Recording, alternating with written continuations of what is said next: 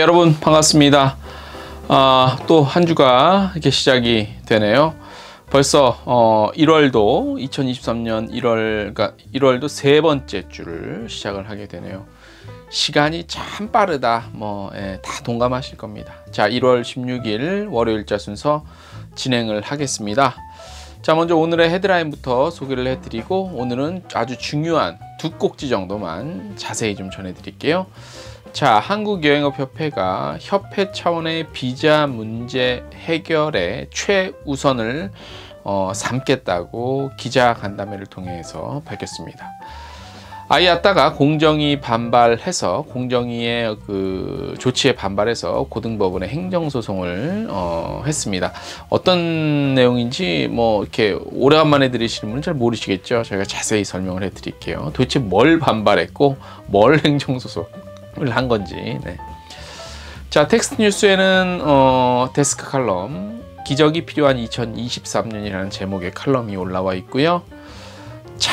그러니까 마시는 차요, 티. 요거 테마로 한 일본 여행 오프라인 세미나가 진행이 됩니다. 일본 정부 관광부에서 진행하는 겁니다. 관련 소식 저희 텍스트 뉴스 보시면 자세히 나와 있고요.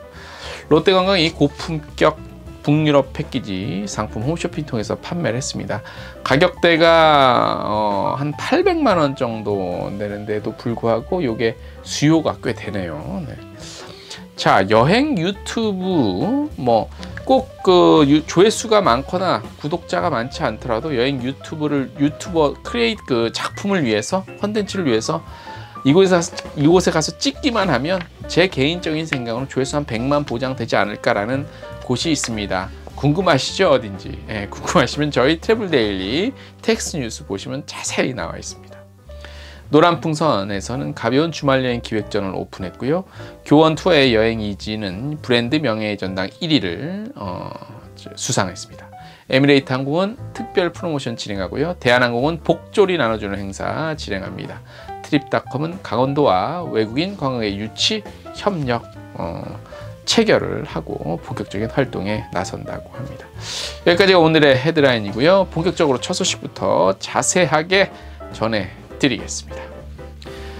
네, 한국여행업협회 카타죠. 올해 시급한 당면 과제로 인바운드를 위한 비자 문제 해결에 역량을 집중하겠다, 이렇게 밝혔습니다. 이게 뭔 소리냐, 갑자기 무슨 소리냐면 카타가 지난 11일 신년 업계지 기자간담회를 열었습니다. 그래서 우리 여행업계 전문지만 기자들만 모여서 간담회를 했고요.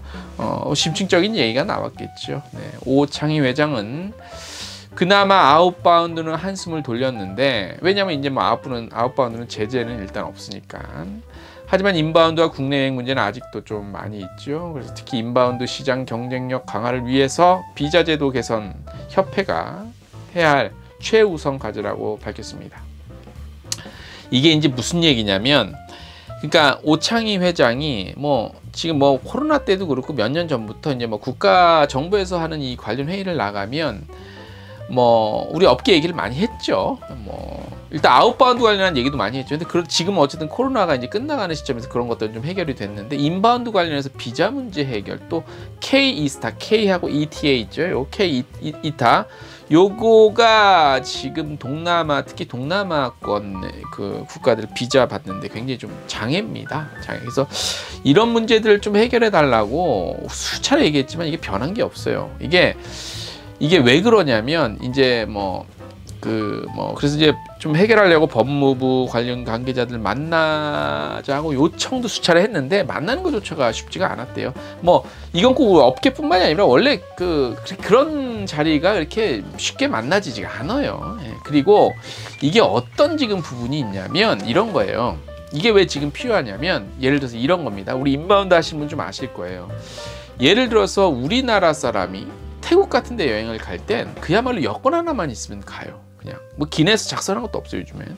그런데 필리핀 같은 데도 마찬가지죠. 근데 이제 특히 동남아 사람들이 우리나라 오려면 중국도 그렇고 이 KETA라는 요거 온라인 사전 여행 허가 이거 신고를 해야 돼요. 근데 여기서 탈락하는 경우도 있어. 어떤 경우 탈락하는 경우가 뭐 충분한 근거가 있는 게 아니라 이거 해는 사람이 예를 들어서 내 4인 가족이 한국을 여행 와 신청을 해. 근데 별다른 이유 없이 아빠나 또는 엄마나 가족 중에 한 명, 아기나 그냥 탈락을 해버리는 거야. 그러면 이 4인 가족은 한국 여행을 못 와. 그러면 이런 걸 아는 사람들은 한국 여행을 오겠어요? 안 오지? 일본이나 대만을 가죠. 예를 들어서 중국 사람 같은 경우. 예를 들면. 그래서 그럼 근거가 뭐냐? 탈락하는 근거가 뭐냐? 별다른 근거가 없어요. 그냥 복불복이야. 그래서 관련 부처에서는 이거를 1년에 한 번씩 보고를 할 때 이게 데이터가 나와야 되는 거야. 거부한 데이터가 없으면 이거 잘 안 걸러냈다는 거지. 이런 이상한 지금 현상이 벌어지고 있대요. 그래서 이런 부분들 개선을 위해서 수차례 얘기를 했는데 하타 오창희 회장이. 근데 이게 변한 게 아무것도 없다는 거예요. 그리고 변하기도 쉽지도 않고. 그래서 인바운드가 이런 문제가 있다. 그래서 카타는 올해도 KETAO 개선 또는 폐지 요청을 지속적으로 요구할 거래요. 그래서 이런 것도 좀 해결이 돼야만 인바운드가 활성화돼요. 그리고 뭐 5년 내 인바운드 3천만, 그 다음에 뭐 올해랑 2023, 2024 한국 방문회잖아요. 이거 해결 안 하고 한국 방문회 아무 의미 없어요. 이런 거 같아 우리나라. 그냥 이렇게 서양인들, 백인들 많이 와라 이거 같아요. 동남아 수요와 중국 수요, 일반 수요, 우리 동남아, 동부가 이 아시아권 수요가 사실 어마어마한데 그냥 뭐 K 한류를 명분으로 해서 이렇게 하면 우리나라 막 오는지 아나 봐요. 안 와요. 일본은 지금 우리나라보다 가기가 훨씬 쉬워요. 그러니까 다 일본으로 가지. 그러니까 인바운드사는 죽을 맛인 거죠. 이런 문제가 참 이게 왜 안 되는지 모르겠어. 자, 카타는 이 밖에 올해 중점 추진 업무 계획을 밝혔어요. 먼저 여러 가지가 있어요. 여러 가지가 있는데 이거를 제가 좀 일단 간단하게나 좀 말씀을 드릴게요. 일단 올해도 대만과 관광교류 회의가 열려요. 이거 올해는 한국에서 열려, 강릉에서. 그 다음에 투어리즘 엑스포 인 재팬, 요것도 한일 관광교류 활성화를 위해서 열리고 오사카에서 10월에. 그 다음에 한국과 태국 관광교류 행사가 추진이 돼요. 왜냐하면 상호 방문회 하기 때문에. 그 다음에 여행시장 활성화를 위한 협력 프로그램들이 관광청 이런 것들랑 협력해서 이루어지고, 말씀드린 비자 문제 개선 있고 그 다음에 한국 방문회 연계 활동한 참여들 있고, 그 다음에 중화권 인바운드 시장 경쟁력 강화를 위한 지원도 있고요. 그 다음에 여행업 종사자 역량 강화를 위해서 작년에 했던 것과 같이 디지털 교육 요게 있어요. 그 다음에 말씀 안 드린 건 이제 중요한 거 2개가 있어요. 하나는 뭐냐? 일단 6월에 우리나라 서울에서 세계 여행업 협회 연맹 총회 및 이사회가 열려요. 이거는 원래 코로나 전 2020년 상반기에 열리려고 했는데 코로나 때문에 못했어, 한국에서. 그래서 이번에 열리는 건데, 이번에 열리면서 여러 가지가 논의가 돼요. 그건 다음 뉴스에 저희가 또 말씀을 드릴 거고, 오늘 말씀을 드려요. 그 다음에 정말 중요한 게 하나 있어요. 이게 뭐냐면 중소여행사를 위한 유통 플랫폼이 생겨요. 무슨 얘기냐? 사이트가 생겨. 그래서 중소여행사들은 이 사이트 플랫폼에다가 여행 상품을 올리고 소비자들은 그걸 보고 파는 거야. 중요한 건 중소여행사, 그 다음에 국내 여행 상품, 그 다음에 아웃바운드 여행 상품도 다 돼요. 일단 중요한 건 뭐냐면 수수료가 없어요. 입점하는데 아무런 돈이 안 들어. 이건 업계를 위해서 예산을 받아서 하는 거기 때문에. 일단 여행샵이라는 이름이에요. 그 이름은, 플랫폼 이름은 여행샵이야. 그래서 지금 막바지 지금 막 좀 고쳐야 될 부분들을 내서 좀 고치고 있어요. 기능적인 부분, 기술적인 부분. 그리고 요게 이제 한 3월 정도에 오픈이 되면 요거 사용법이라든가 앞으로 그런 것들 설명을 위해서 카타 한국여행협회 주관으로 전국을 주요 지역을 돌면서 우리 업계 대상 설명회도 지금 열 계획이 있어요. 그래서 이 지금 올해, 그러니까 이제 사실 이것도 홍보가 문제인데 홍보가 잘 되고 초창기 초반에 잘 어느 정도 이렇게 좀 이륙을 하면, 그래서 안정화에 이르면 어떻게 하냐에 또 따라서 이 플랫폼을 통해서, 왜냐하면 직접적으로 소비자를 만나는 플랫폼이니까, 그래서 이게 어떻게 될지 몰라요. 근데 쉽지는 않지. 플랫폼을 출시를 하고 그게 소비자들한테까지 각인이 돼서 소비자가 거기 들어와서 중소여행사의 상품을 사서 여행을 간다? 이게 쉽지는 않아요. 냉정하게 말하면 쉽지 않아요. 하지만 한번 홍보가 잘 돼서 어느 정도 단계에 올랐으면 그 다음부터는 쉬워요. 그죠? 한 스텝이 이게 어렵지? 그 다음은 쉬운데 이 어려운 과정을 어떻게 극복해 나갈 거가 문제예요. 그러기 위해서는 필수적으로 만든 협회나 관련 부처에서는 지원을 좀 더 해줘야 되고 홍보를 좀 알아서 해줘야 되고, 두 번째 참가하는 여행사들, 여행업계에서는 여기를 적극적으로 활용을 해야겠죠. 특히 중소여행사들이 많이 쓸 거니까 뭐 하나나 모두 그런 유명한, 우리가 알고 있는 유명한 대형 여행사들은 대형 여행사는 여기 들어올 일이 없겠지. 자체 플랫폼이 있으니까 그게 올해 굉장히 중요한 문제인 것 같고, 그 다음에 항공사의 항공권 발권 수수료 지급제도 복원 관련한 내용은 저희가 요 첫 뉴스 다음에 자세히 또 알려드릴게요. 그런 부분들이 올해 우리 업계를 위한 어떤 한국여행업협회 사업이 진행이 될 거고요. 그리고 아까 말씀드린 그 세계 여행업 그 협회 연맹, 여기는 6월에 열리는데 서울에서 한 20명 정도가 참석을 할 거고, 최근 공정거래위원회와 IATA 약관법 조정 문제를 비롯해서 여행사와 항공사의 어떤 관계 설정, 그 다음에 BSP, NDC 문제 같은 것들을 비롯해서 디지털화로 변하고 있는 여행상품 유통 문제 등을 집중적으로 논의할 거예요. 아울러서 항공사 발권 수수료 그런 제도 복원 추진을 위한 소송도 지원하고, 항공사와 여행사 상생 협력 방안 등 모색 이런 것도 좀 업무에 적극적으로 추진할 계획입니다. 오창희 회장은 올해도 협회는 다양한 사업을 준비 중이고 계획 중이다. 무엇보다 회원사 이익과 업계 발전을 위해 시급한 문제부터 해결해 나갈 수 있도록 최선을 다하겠다고 밝혔습니다. 자, 일단 여기까지고, 그 다음에 이제 인바운드와 국내 여행 부분에 대한 얘기도 나왔어요. 장유재 KCT 트래블 대표 겸 카타의 지금 그 부회장이죠. 이제 그 인바운드 위원회. 이게 이제 얘기를 들어보니 이제 중국 비자 문제는 일단 중국도 지금 코로나가 또 확 이렇게 되니까 요게 이제 어느 정도 확 퍼진 후에 저거 생긴 후면은 한 5월 정도 중국 춘절 여기를 좀 기대하고 있는 모양새요. 인바운드 없이, 특히 이제 중국 쪽만 보면. 그런데 중요한 건 그 사이 동안 인프라가 많이 좀 망가졌죠. 뭐 가이드도 구해야 되고 그런 것들에 대한 준비가 좀 필요하고요. 그 다음에 가장 중요한 건 뭐냐면 정부에서 호텔이랑 외국인 전용 차량에 대한 부가세 영세율 적용이 매우 시급한 것 같습니다. 그래서 이거 안 해주면 일본의 손님 다 뺏긴답니다. 그래서 이거 반드시 업계에서도 꾸준히 관심을 갖고 좀 지켜봐야 되고, 한 분, 그러니까 뭐 특정인 무슨 협회에 소속되어 있는 임원 누군가가 외쳐야 되는 게 아니라고 봐요. 그래서 업계에 계신 분들이 같이 소리를 좀 하는데 이 소리를, 한 목소리를 낼 수 있도록 힘을 모아주는 것도 필요할 것 같고, 그 다음에 이제 국내 쪽을 맡고 있는 정우현 아름여행사 대표 겸 카타 부회장이죠. 국내 여행 부분 위원장인데 국내도 문제가 많은 것 같습니다. 예를 들어서 이제 어떤 그 캐피탈, 그러니까 금융 지원, 뭐 대출을 위해서 은행에 가면 여행업이라고 하면은 잘 돈을 안 빌려준대요. 그쪽에서도 눈치 깐 거지. 여행업 불안해. 그래서 상당히 그게 지금 나라에서 지원해준 거 끌어다 쓸 건 다 썼고, 그래서 그나마 개인적인 신용이 있으신 분들은 개인 신용으로 돈을 좀 자금을 확보를 하고 있는데, 그런 문제들, 그 다음에 버스 기사의 문제, 가이드 문제들, 이런 것들이 얽히고 설킨 게 굉장히 많더라고요. 그런데 예를 들어서 그러니까 버스 기사 문제를 한번 제가 얘기해 볼게요. 버스 기사 문제 뭐냐면 그런 게 있대요. 그러니까 버스 기사, 우리나라에서 관광버스 기사 하시는 분들, 좀 연세가 있으신 분들이 많잖아. 육체적으로 힘들죠. 힘든 나이고. 근데 또 우리나라에서 젊은 사람들이 없고, 외국 나가서 관광버스 이렇게 하시는 분 보면요, 진짜 사명감에 갖고 막 짐 넣어주고 일하시는 것 같아요. 근데 우리나라 기사분들이 이걸 못한대요. 못한대. 뭐 이유가 있겠죠, 나름대로. 근데 이거는 그 나라의 문화라고 하기엔 우리나라가 너무 튀어. 너무 튀어. 가까운 일본만 가도 안 그러고요.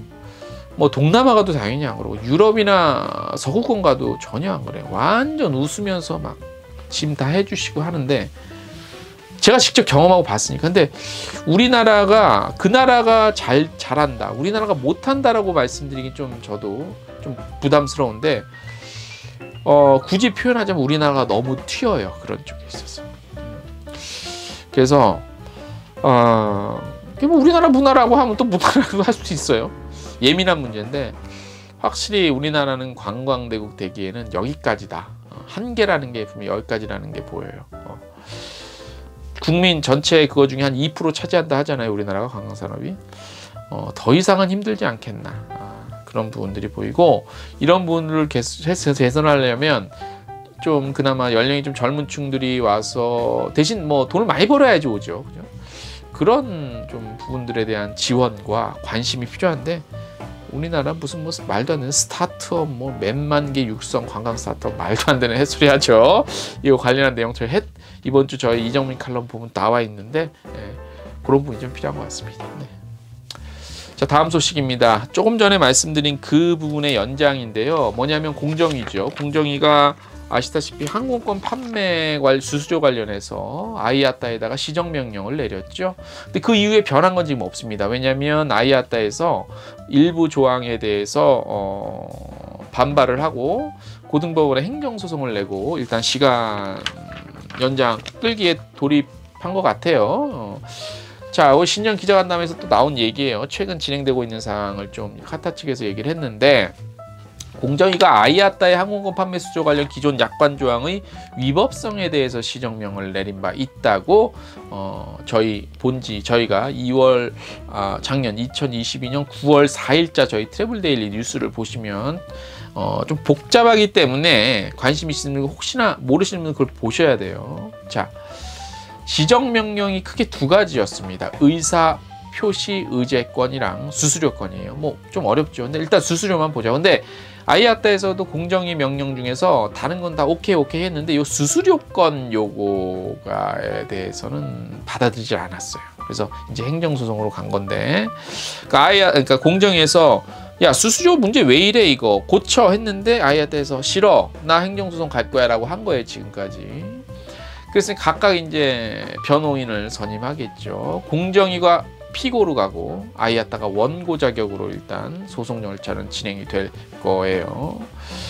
그 이제 관련 내용이 너무 전문적이고 또 그동안의 히스토리를 좀 알아야 되기 때문에 공정위 측 변호인의 그 이해를 좀 더 돕기 위해서 카타가 좀 측면적으로 지원을 좀 한대요. 같이 붙어서. 그래서 왜냐면 그동안의 히스토리를 좀 파악을 해야 제대로 좀 싸울 수 있으니까. 그래서 3월 정도에서 고등법원에서 변론기일이 잡히고 어쩌고 하면은 최종은 한 올해 말 정도에 어느 정도 윤곽이 나오지 않을까라고 지금 보고 있어요. 협회에서도 그렇게 보고 있고 그냥 예상컨대.